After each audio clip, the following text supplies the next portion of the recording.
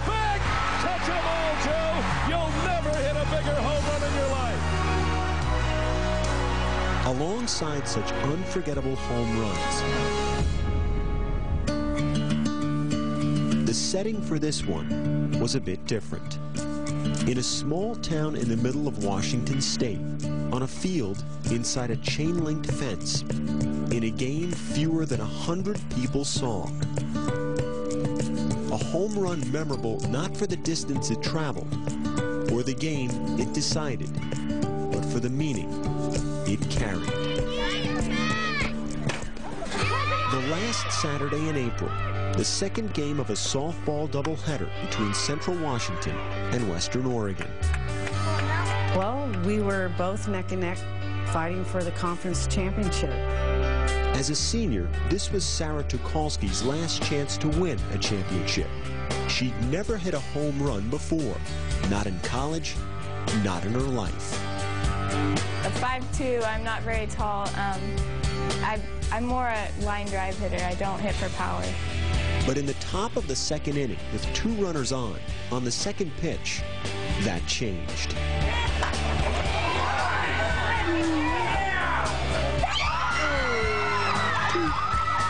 I hit that pitch and it just went. And we're just cheering, and the runners are cheering as they round the base to head home. And then I'm going, where's Sara? In her excitement, Tucholsky failed to touch first base, so she quickly turned back.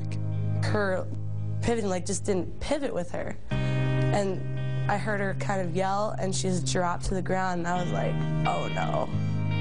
Just fell immediately and was in a lot of pain. Just, I tried to keep my legs straight, but I was in so much pain that I couldn't really keep still.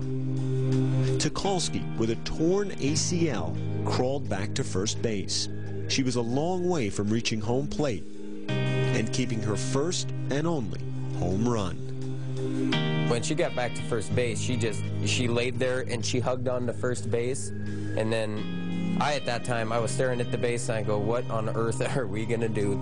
And I turned the umpire standing right next to me. I said, what is the ruling if I put somebody in for Sara?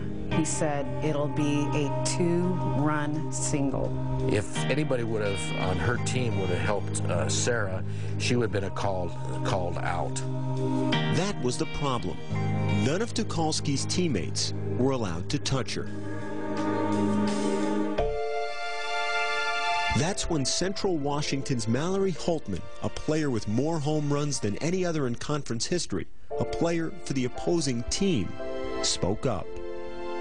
I went to the home plate umpire and asked if we could pick her up and carry her, and he looked at me a little strange.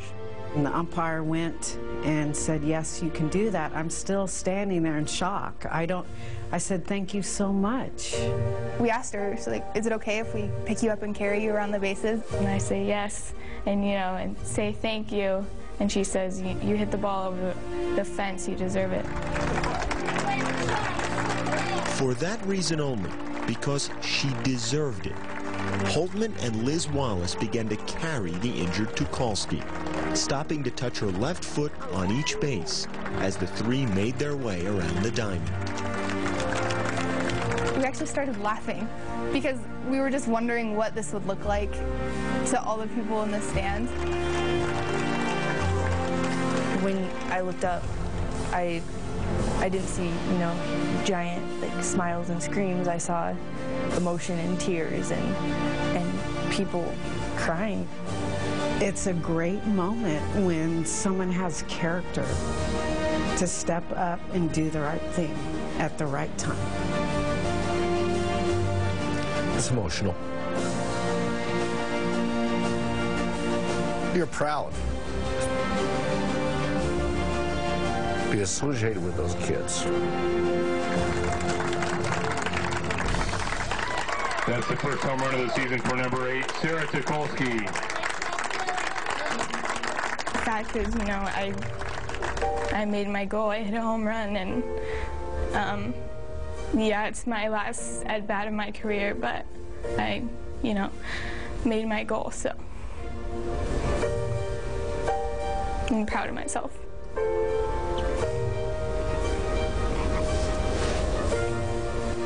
Mallory Holtman, Liz Wallace, and the Central Washington team lost the game that day, 4-2. Sara Tucholsky lost the rest of her season and her career to a knee injury. But for the spirit of sportsmanship, a greater victory, made on a long trot around the bases, a trip that truly touched them all.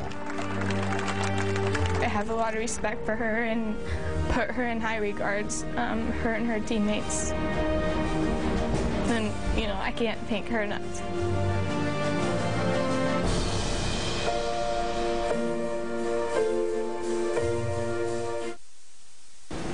Afterwards, Central coach Frederick said he received a clarification from the umpiring supervisor, who said NCAA rules do allow a substitute to run for a player who is injured after a home run. Now, this past Saturday, the final day of the season, Sara Tucholsky's Western Oregon team clinched its league title. It's the first conference championship in the school's history. They will compete in the Division II regional playoffs later this week.